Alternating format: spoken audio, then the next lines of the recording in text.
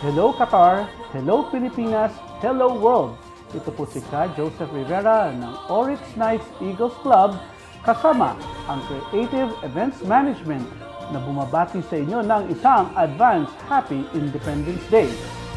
Iniimbitahan namin kayo na dumalo sa ating Makulay ang Kalayaan 126th Philippine Independence Day celebrations na gaganapin dito sa Qatar ngayong darating na 20, 21 at 22 June 2024 sa Ezdan Palace Hotel dyan sa May Duhel.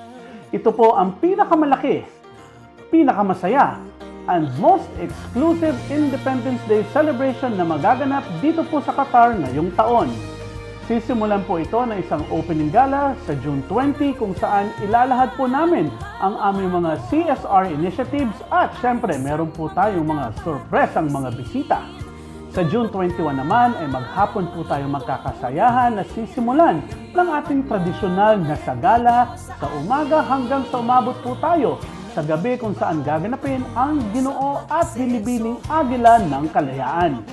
Sa June 22 naman ay sama-sama nating daluhan ang ating mga community outreach programs, ganun din ang ating mga livelihood seminars. At sa araw na yon ay ating din isa-celebrate ang Philippine Eagles Week alinsunod sa Presidential Proclamation No. 600 na inutos ni dating Pangulong Fidel V. Ramos.